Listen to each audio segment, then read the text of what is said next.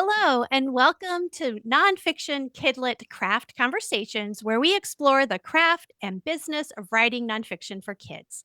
I'm your host, Kirsten Larson, and today we're talking about writing all the things.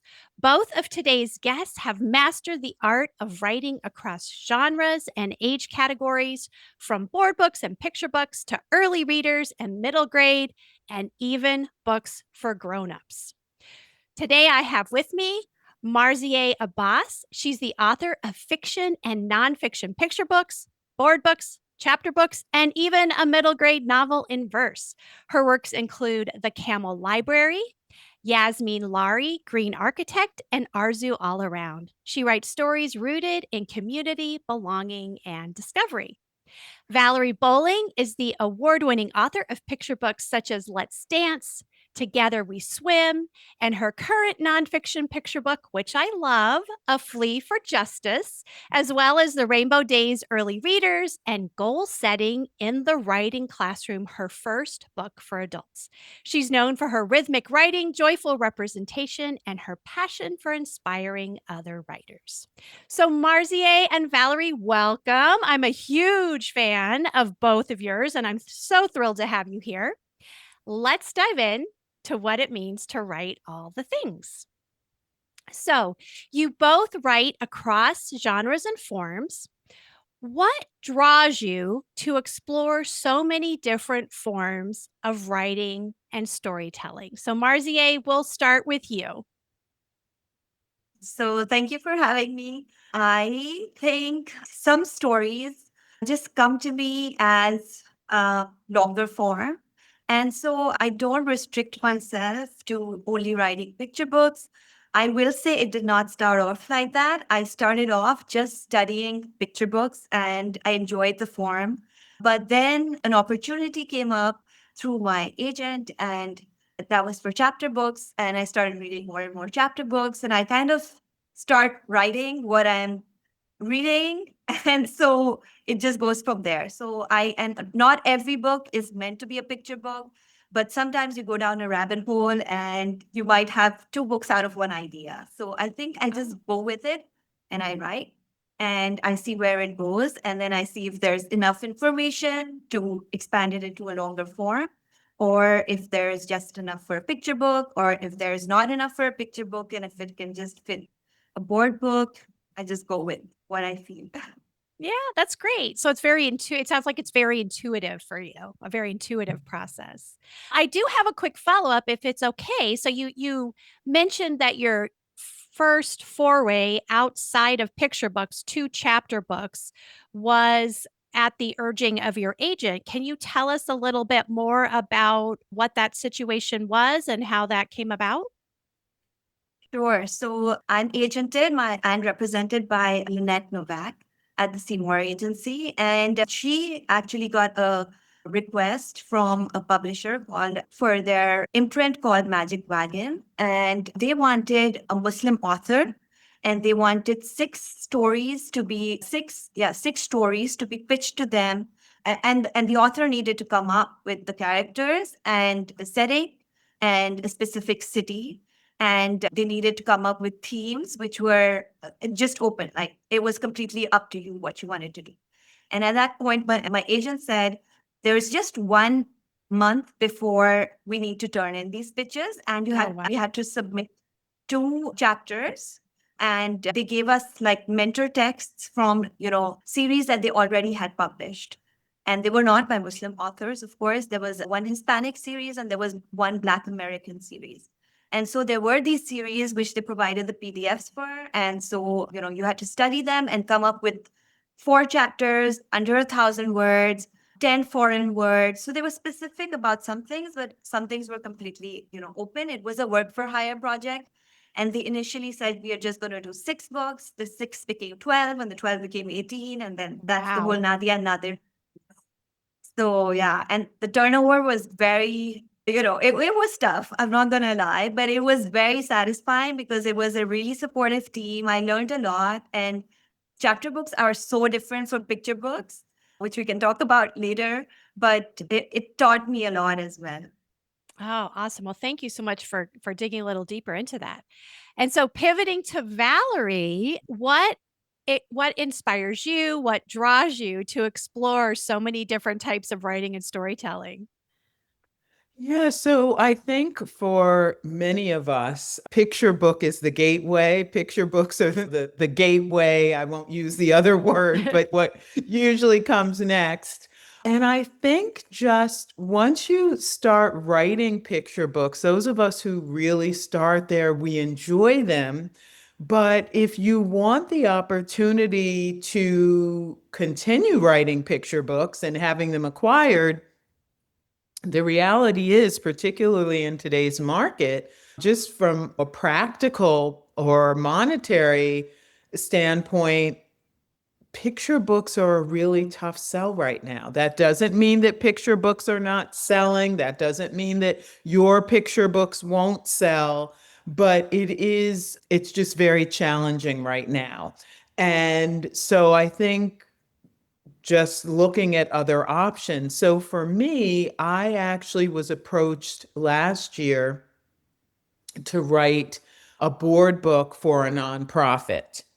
And so I did that. And then some of you may have heard about Charles Bridges Steamworks open submission. And so I've actually written a board book for them as well. And now I'm actually on sub with a board book series, not getting any yeses yet. So I'm not sure if that's something that will happen. But I think from that experience, it inspired me to look at board books. And then I had been thinking about perhaps writing middle grade, but then I had the opportunity to write books for teachers. And at first, I wasn't sure if I wanted to, even though I have a 30-year career in education. And a good portion of that was as an instructional coach, where I was coaching teachers, planning professional development, delivering professional development, mentoring new teachers as well as prospective teachers. So even though I have all this experience, I still questioned whether I had enough to write a book for teachers. But with the encouragement of my editor and with other just friends and my husband and so forth, I decided to move forward with that. So now I'm since that experience, and my first book for teachers, Goal Setting in the Writing Classroom, was published in June. I now have books 2 and 3 that will be on their way Oh, next year wow. and the following year. Wow, congratulations. Thank you. Yeah. So it sounds like for both of you, it's kind of a combination of saying yes to opportunities that present themselves, that maybe come up through your agent or open calls for submissions, kind of rising to that challenge, which takes a lot of courage, I think. Since we're still on this, so the board book series that I've written for Little Bee Books was not meant to be a board book series, in my opinion. It was actually very sparse, very sparsely, how do you say it? It was really lyrically written. It was rhyming, but I didn't intend for it to be board books. We pitched them as a single picture book, and it was actually a request from one of the editors I was working with, and she said we want a holiday Muslim holiday picture book. And when I wrote it and we pitched it, she said, I really love it, but the rest of my team thinks this is too niche. And so my agent said, instead of pitching it as one book, why don't we make this into a little series and pitch it as a 3-book series? And I wrote them, and then she took it out on submission as a 3-book picture book series. And we got an offer from a few publishers actually, who all had different ideas of what to do with it. But Little Bee Books said we already have a line of books about religious holidays that we need a Muslim author for. And they already had 2 Jewish books, which were almost, I think, which were about to be released. And they said, would Marzieh be okay with adding these to that line? And so it's the Our Neighborhood series. And we barely made any changes in the text. Yeah, it fit into a board book. And instead of putting like each couple of words on a different spread, we just like condensed it. And we also cut out a few spreads, and so it fit a word book. And that's how it went. Well, and I mean, Valerie, well, have you ever had a situation where you had intended a book to fit a specific age group or category and there was a pivot? Has that ever happened to you? I know it's happened to me. I had a picture book that ended up becoming a graphic novel at the encouragement of an editor, right? So there's always this sort of interplay of all the people who are involved in the creation process. Valerie, what's been your experience? Are you pivoting or staying where you started? Yeah, I tend to stay in my lane. My pivot experience, though, Let's Dance was my debut. And then I had also written Let's Play and I had written Let's Jam. And those books were not acquired by that editor and publisher. So they became repurposed. And therefore, we have Ride, Roll, Run, Time for Fun and Bing, Bop, Bam, Time to Jam. And very little changed, particularly in Ride, Roll, Run.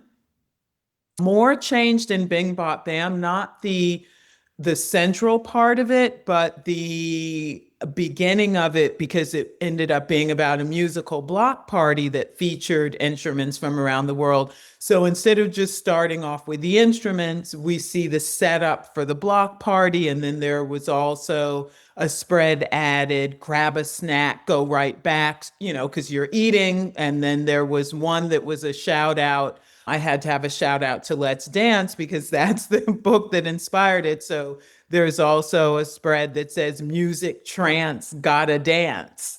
But everything else, the instruments remained the same.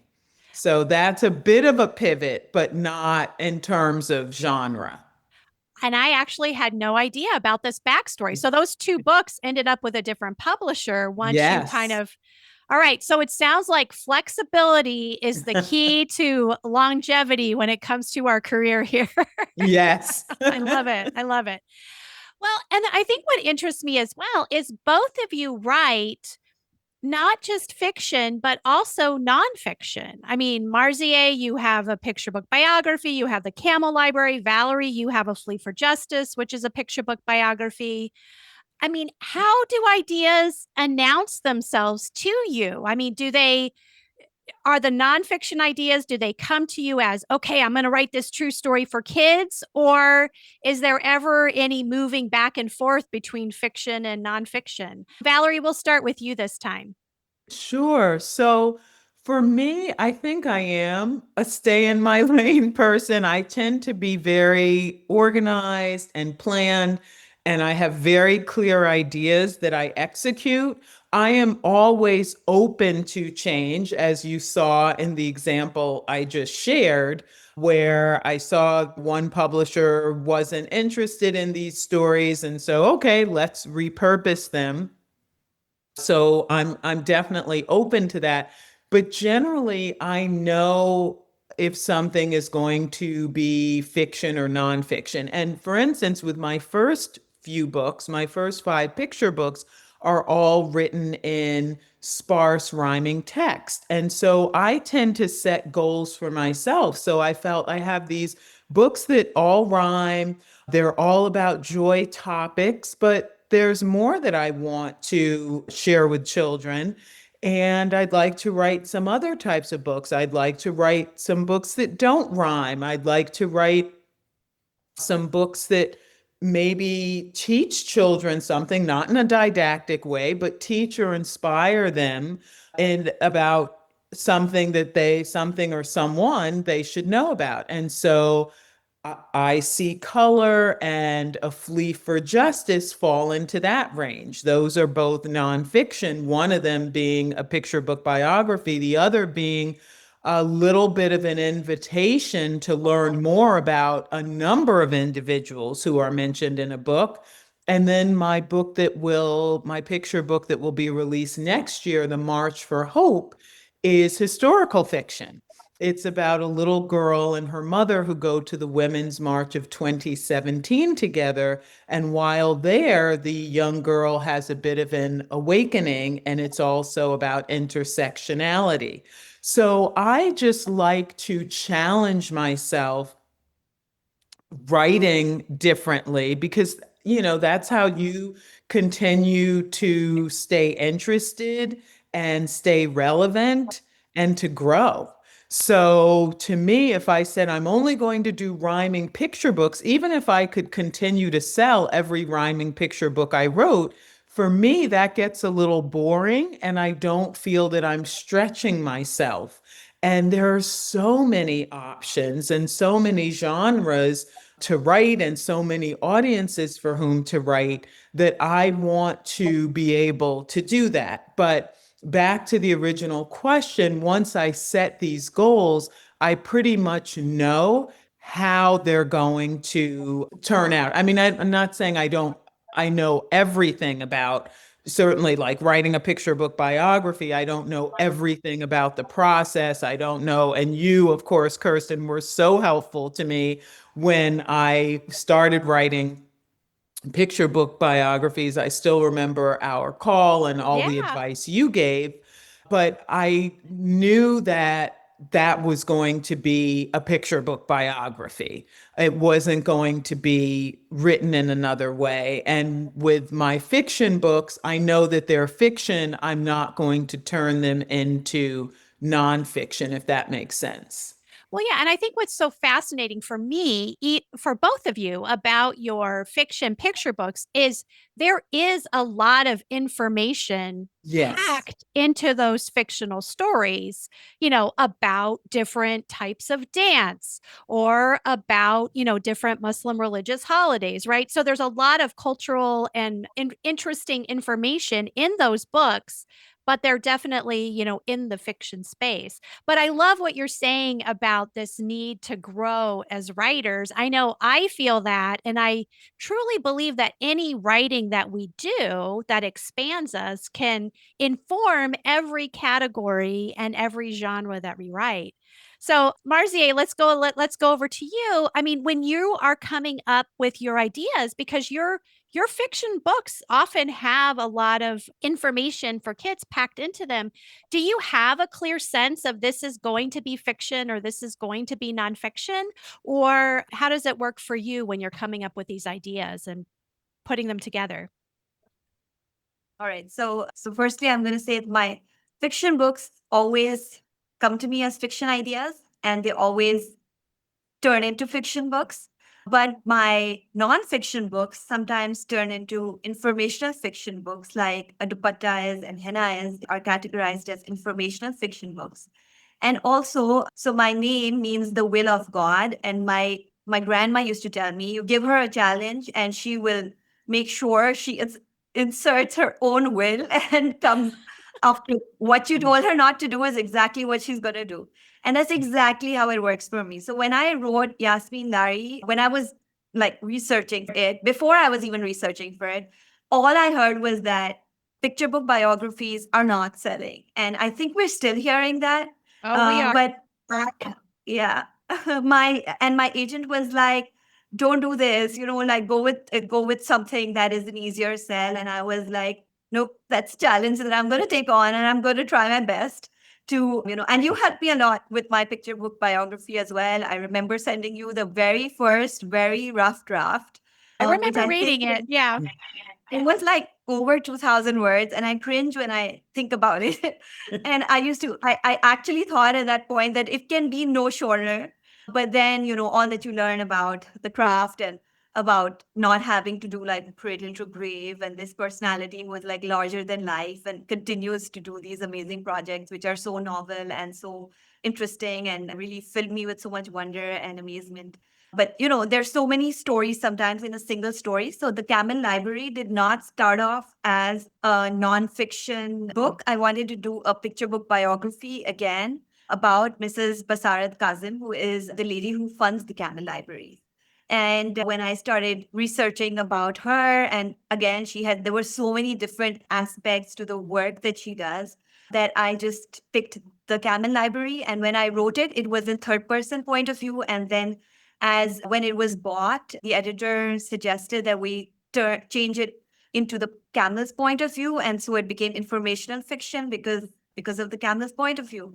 So again, I'm like open to open to a lot of ideas. And for Aarzu also, I kept hearing, do not write a book on cricket. There's no one in the US who plays cricket or understands cricket, and all of your puns are related to cricket. And don't do this to yourself. And honestly, when I was queried, it was on submission for 2 years to over 60 editors, I was Oh, regretting wow. having gone that deep into it and putting all that time and effort. But the deeper and I kept telling my agent, she was like, this is not this is not the typical length of time that we give to a project, write your next project. And I had sworn to myself, if this does not sell, I am not going to put myself through writing another middle grade novel. And we kept persisting, and she kept sending it out. And eventually she stopped at 60 editors. And she was like, I don't think you can send it out anymore. And there were a lot of those editors who simply didn't reply. So we were ghosted a lot. But we had a lot of positive feedback, but a lot of them said the same thing. Cricket is not popular in the US. And so we don't think we'll find a market for it. And we did. So, yeah. Well, and I think that's one thing that I love about reading fiction is you get to learn about these different worlds that you maybe don't have any experience with. So, I mean, I think that's one of the bonuses, right? You get to read your book and learn something about cricket, which is pretty cool. Yeah.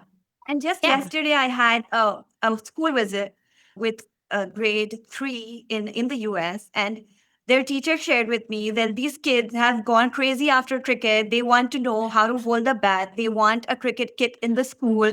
They keep doing they keep pretend playing cricket. And somehow all of them know when it's going to be a six and when the batsman is bowled out. And I was like, that's awesome. Like they actually learned how to play the game. And even though they don't have the equipment, they're so excited about this new game. I love it.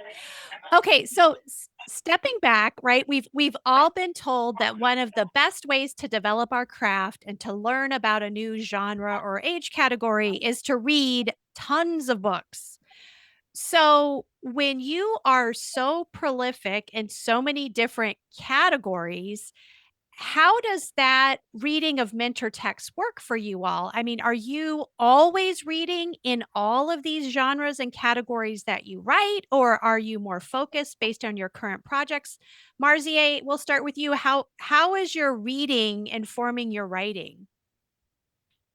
So I will say I read a lot, but when I'm working, once I have an idea and the characters start speaking to me, I try to limit my reading in that genre because I want my character to come out onto the page. So while I'm drafting, I am not reading in that category at all.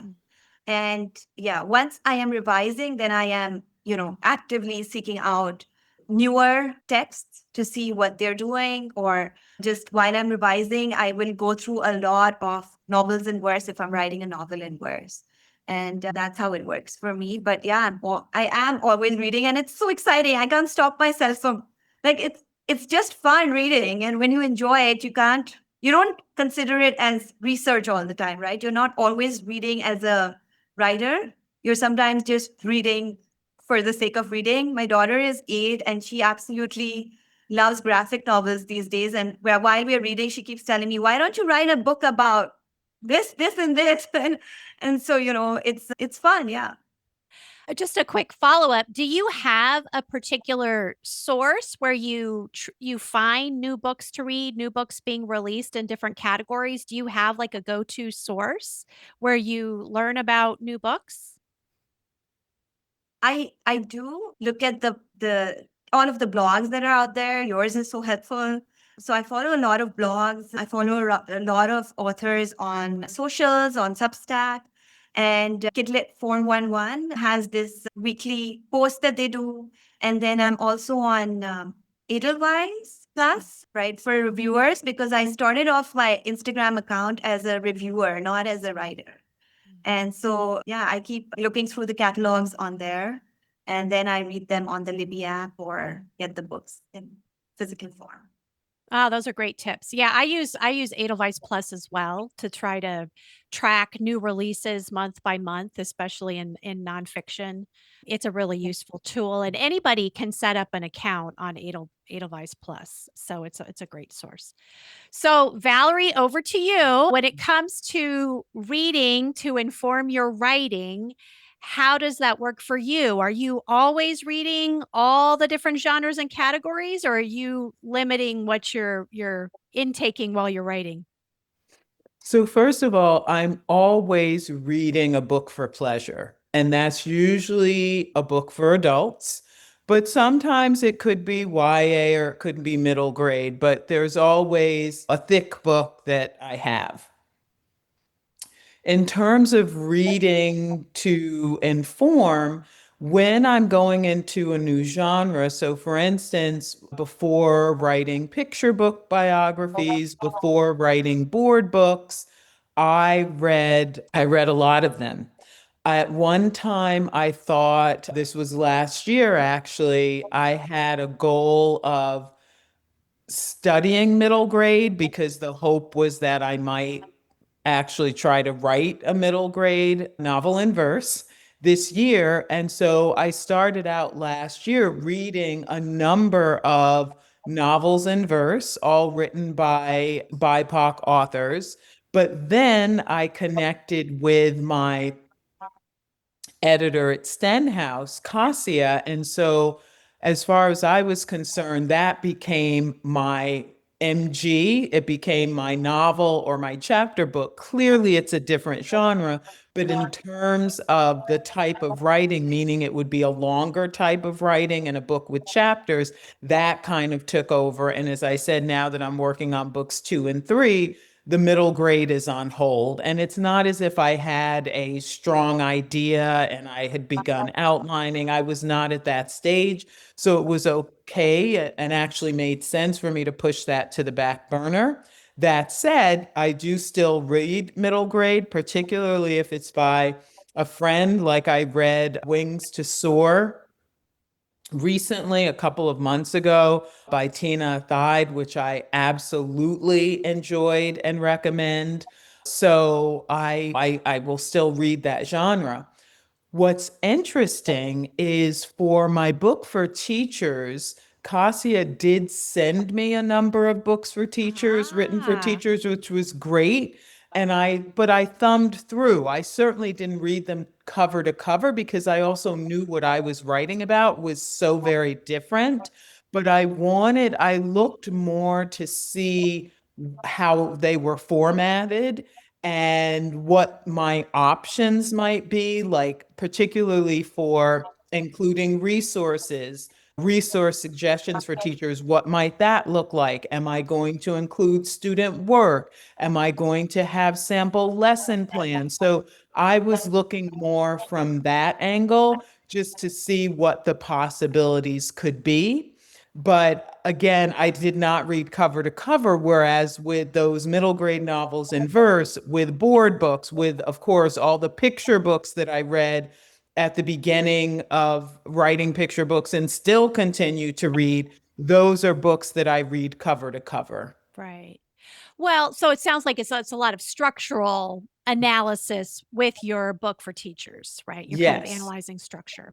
So before I forget, follow up for you. Do you have a couple of places that you go to find out about new books in the categories that you're reading?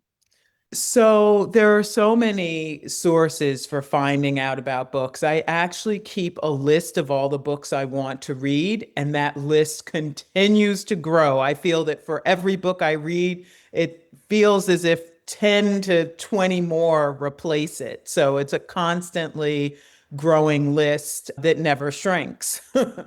So I tend to first of all find out about books from other writers I know. I'm in a number of groups with other writers and illustrators, so I always want to read their books to support them, to be able to write reviews, to make library requests.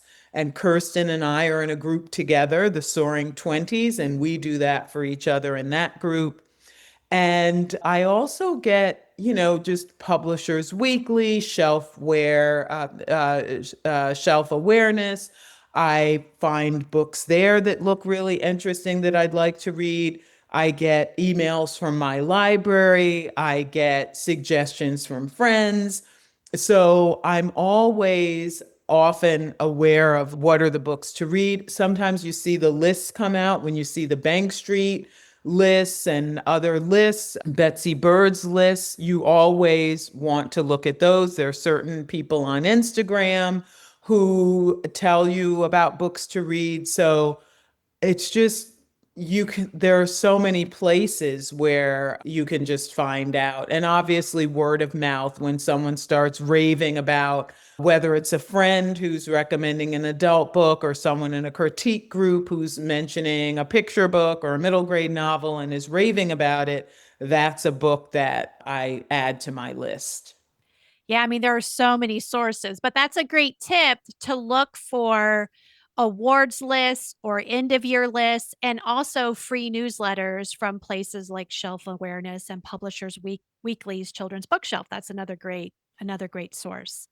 So just kind of digging a little deeper to the craft level, Valerie, we'll start with you this time, but what are some of the kind of craft adjustments that you have to make when you're writing for, say, an older audience versus a chapter book or picture book audience? So I think for me, I have books that are written in sparsely worded text. My shortest book is 30 words. So when I was told by Cassia, the editor for my teacher books, that we're shooting for 30,000 words, I'm thinking, I have no idea how I'm going to do that. And she's like, it'll be okay. There'll be some charts, there'll be some other things in there. And when you hand in your first draft to me, I will probably ask a number of questions about how about adding this here, or maybe you could explain this more. And she was absolutely right.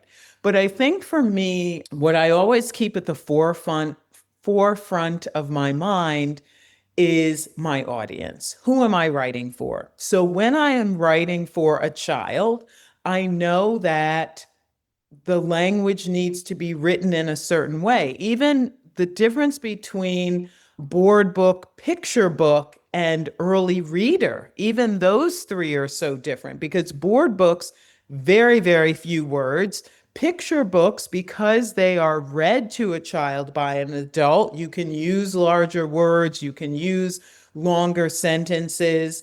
Then early reader, you're looking at, that's not read to a child. A child is reading independently. And the early reader series, I can only speak about the ones for Scholastic because that's who I've written for. So Scholastic Acorn, there are 2 sentences per page. And the sentences, I think, are supposed to have 7 words or fewer. So they're very short sentences, predictable language. So I think I'm always aware of who am I writing for, and then that determines the type of craft that I'm able to use. But even in my early reader series, I have some similes in there.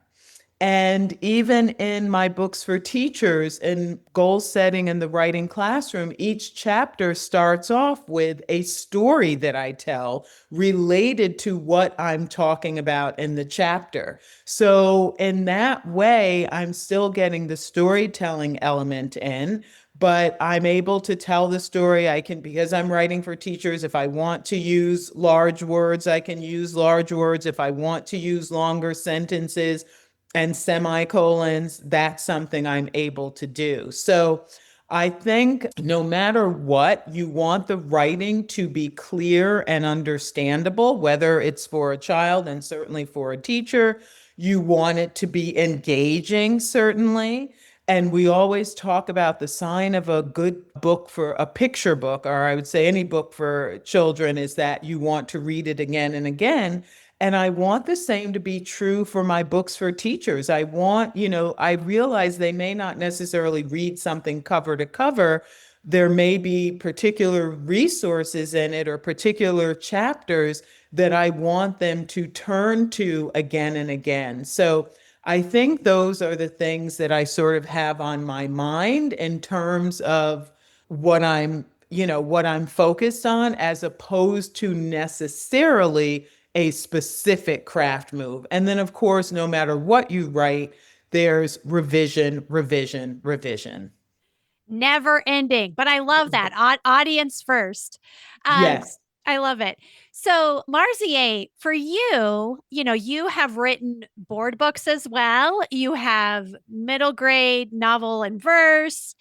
How are you changing your craft and or your research and structuring process? How are things changing for you or staying the same as you move from genre to genre and category to category?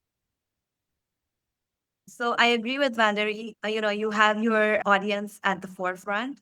And I feel like when I'm writing longer form, I need to be more of a planner. So that definitely factors in. I need to have the tentpole beats down and think, I generally have an idea for all my books. I have an idea where I want it to end, right? But I don't always know where I want it to start. And the middle is always mushy for me. So that's true across genre and age category. I'm always thinking about story and what is it in this story that is going to be most relatable for the age category of the kids that are going to be reading it. And I do write most of my books, I will say, are, will can be categorized as poetry because my board books are rhyming, lyrical, sparse text. My picture books, most of them are also very lyrical. My middle grade is a novel in verse. So I guess that's the baseline. And so it doesn't feel very different. But yeah, when I'm writing longer form, I need to keep track of so many moving parts. And that's the challenge. And that's why I feel I need to plot it out. It will change as I'm writing, but I need to have a detailed structure for, the beginning, the middle, and the end. And then I go from Well, we were I, talking. Oh, go ahead, Valerie. Go ahead. Thanks. I was just going to add and say, Marzieh, exactly. I agree with you for the longer books, which for me are the books for teachers. I always have a very detailed plan chapter by chapter. The structure is worked out, and the majority of the chapters, sometimes the introductory chapter, so chapter one and the last chapter may be a bit different. And sometimes there's even a chapter two that has a little something different. But once I get into the predictable structure for the book and what's going to happen in each chapter, yes, I have that planned out. And then it actually makes the writing of the book easier. I'm sure in your case, perhaps with a novel in verse, that structure does guide the writing, but it's not as if you're just plugging into a formula. But for the book for teachers, it really is sort of more like that. So I know sometimes a question that often comes up is, are you a plotter or are you a pantser? And I think when it comes to novels or when it comes to a professional book, I think even if you're more of a pantser, there is some plotting out that does need to be done. The degree to which people do it may vary, but I don't know that you can get away with that. Whereas if you're writing a picture book, some people just sit down and they, bang out a draft. It may not be a perfect draft, but they can bang a draft out in one setting, just sitting down, and they haven't planned it all out or anything like that. But with the longer books, I do think that is one of the characteristics of them. Well, and I think Marzieh and I were in a class together with Rajani Laraka. This was years ago, I think, like 5 years ago, about writing middle grade. And she talked about even if you don't like to plot, how beneficial it is to have, what Marzieh called those tent pole moments, right? Like, what's your catalyst or your inciting incident? What's the all is lost moment, right? How are you going to end? That's a big one. I remember watching a webinar with Maggie Stiefvater, who was like, you cannot start a book if you don't know how it ends. Because how are you going to get there, even if you want to pants the whole thing? So, yeah, I think the process is different. And Marzieh, we were talking a little bit about tools, helpful tools when it comes to doing some of this plotting and planning. Do you want to share some of the resources that you're using to kind of keep all those plot threads organized? Sure. I did use the Save the Cat beat sheet, began writing Aarzu All Around, which is my debut middle grade. And I thought I had it all, down. I had the catalyst at the right place, and I had everything where it should be because I was very meticulous about what at what page number. That's the level to which I studied mentor texts because this is something that I could not just start writing. I will say the poems that are, those 10 poems, they came to me right at the beginning when, you know, I had those down. I didn't write those in order, right? When I was revising, I realized that there was so many more, sub stories or threads that you're, so many themes that you're touching on. And you can't just mention something once and then leave it, right? And so during revisions, I had multiple spreadsheets, Excel spreadsheets. One was just a timeline. So it was like the the number of poem. I just had the poem titles one under the other for a single day. And then I had spaces to show how much length of time passed between. And obviously the poems in them within the under the poem titles were doing the transitions as well so that nothing was confusing. So like the next day or in the evening and all of that. And then I also had separate spreadsheets for like each character and where, their where they were appearing in the novel. I shouldn't have forgotten a character for too long. I also had, by the end of it, I think my entire living room window was covered with post-its, different colors to track the different characters.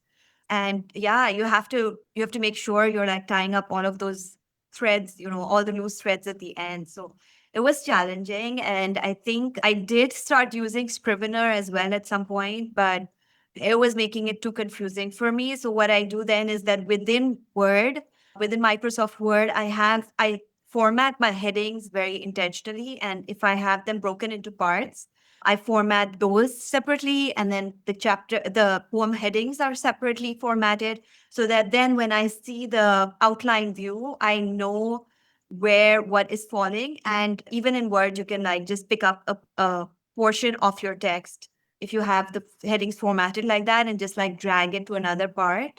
So that was helpful. Oh, great tips. Thank you for that. So, obviously, writing in all these different genres and categories has been a boon to your career. It's helped you creatively. Have you found, from a branding and a sales and marketing perspective, has writing across genres and categories made things easier or more difficult? Valerie, we'll start with you. Sure. So, first of all, I think it's hard for me to tell with my teacher book because it was just published in June and we're in October right now. So, it's still, and certainly when we look at teachers' return to school, they returned, well, I guess some actually returned in July, which surprises me, but for the most part, August, September. So, it's really only been a couple of months.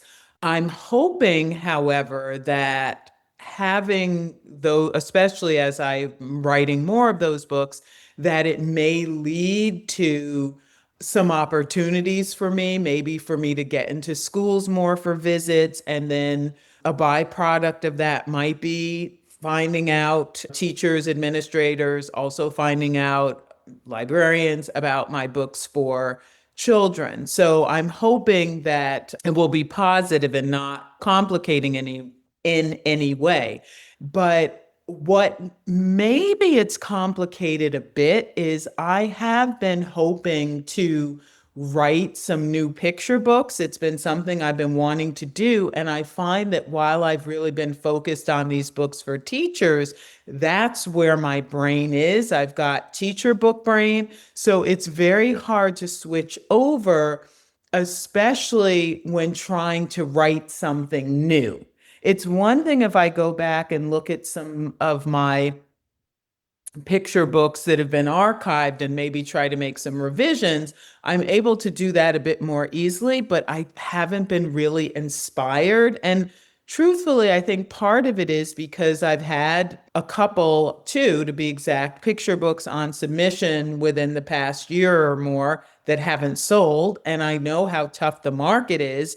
So again, I'm practical and I look at what's going on around me. So I say, well, I have an editor who is happy to keep me writing, have me write more books for teachers. So maybe that's where I need to hang out for a bit. And if I do get inspired or when I finish up these projects and my mind is clear of that for a while, then I may go back to trying to write some new picture books. Well, that's fascinating because I work the same way too. Like my brain is really in one genre or category at a time. And maybe I can research a new nonfiction picture book while I'm writing and revising something else. But it's very hard for me to write or revise more than one thing. I think it's probably a personality thing, but Yeah. that's me too. I'm like, focus, right? So Marzieh, how does it work for you? Has working in all these different genres and categories, has it made life easier? Is there some synergy or has it made things more complicated and difficult to prioritize? So I think I'm the kind of person who has to be working on several things at the same time. I can't just be. So if I run into, a block with one project, I know that there's something else that I can work on in the meantime, and that helps. Also, publishing, like Valerie said, is so that once something is out on submission, if you're not doing something else in the meantime, and sometimes option clauses come into play as well, right? So if you're waiting for an editor to reply on a certain book, on a certain manuscript, and it helps to be writing across age categories and genres so that then something else can go out which isn't under that isn't restricted by that option clause. So I think it definitely helps. Also, all my books across age categories are based on my Pakistani heritage and culture and my Muslim faith. So, I'm always learning or absorbing something that I didn't know previously while researching for, a certain book, and I can kind of apply that across genres. Oh, that's great. I love that you both have kind of a different point of view, right? A different experience. I love how we all work differently but everybody finds their way. It's so great. So, Yeah, I go will ahead. say, like Marzieh, I too rarely have just one project. And like even the board book series I referred to, I wrote that after my first picture book was out. I was working on that. But I think because I'm currently working on two books for teachers, one of which is with a co-author, that takes up a lot of space. Also, I am at the point where I've done my writing for both of those books. So I'm now in the process. My editor is still going through some of my chapters on the third one, but I'm also looking for resources that can be added for both books. And I'm also, since the third one is encouraging teachers to write at least a poem a month with their students, I'm also collecting samples of student poems. So I do have a number of things going on. So that's why I think I don't have a lot of space for something creative. And right now, I'm actually more interested in getting the pieces for these books so that they can be finished rather than putting time aside to try to write a new picture book, which in my case, if we are chasing the market, which I know you're not supposed to do, but like right now, it should be something that's more commercial and something that's funny and so forth.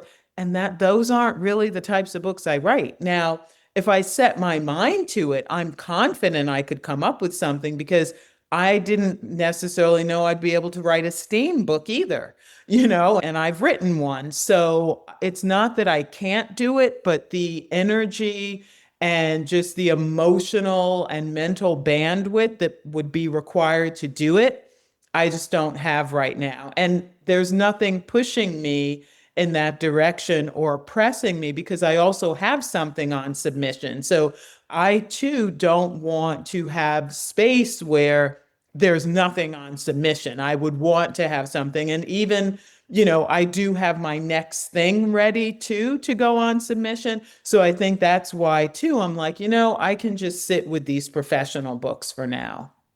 Oh, that's great. I mean, there's a time for everything, right? Right. And you're going where the opportunity is, which is sometimes what we do as career authors. We get opportunities, we say yes, we go where those, if it's something that we feel like we can do and we feel like we would enjoy, then we pivot to that, and you can always come back to the other things. Exactly. Yeah. All right. So you all have been here a long time. I appreciate all the time that you've given me today. I have one final question for each of you, which is, what is one genre you'd like to try next? So Marzieh, what is something you might like to try that you haven't tried yet? So I've been toying with the idea for the longest time to write a adult self-help slash realizing your dreams slash productivity book. And I don't know. I have a lot of ideas about what to put in there. I haven't yet put it into an outline, but that's something that I would really like to explore down All the right. line. Well, if you need me encouragement, I am here for it. I am all about adult self-help and productivity books. So I fully Thank endorse you. this idea. Valerie, Yes. what about you? One thing you'd like to try? Sure. So I have referred to middle grade novel in verse. It is still something I'm thinking about, but I'm not sure.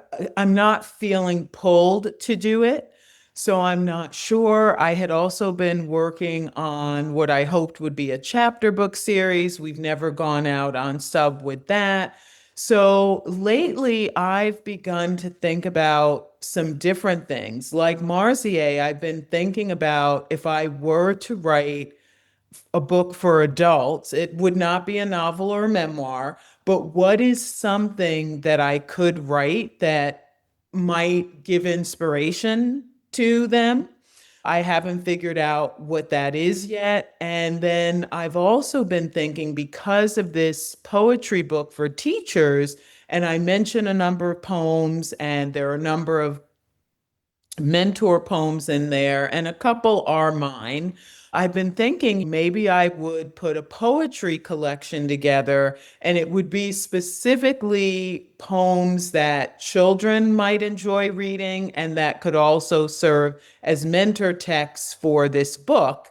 And so the idea of having a poetry collection that could serve as a companion to my book for teachers, something like that, I think could be great. But that's something I'll have to I haven't talked about it yet with my agent. So I'm curious to see what he thinks and if he thinks there's a way for us to market something like that. Oh, I love all these ideas. I can feel all this creativity. You both are inspiring me. I love it. Well, thank you so much for being here. I really appreciate it. As I've said, you all are two writers that I have admired for a long time. I love all of your work. And so I really appreciate you being here. I Thank just you. wanted And the um, Yes. opportunity to thank you for your book about your craft book, Kirsten. It is such a gift to all nonfiction writers, and I enjoy dipping into it from time to time.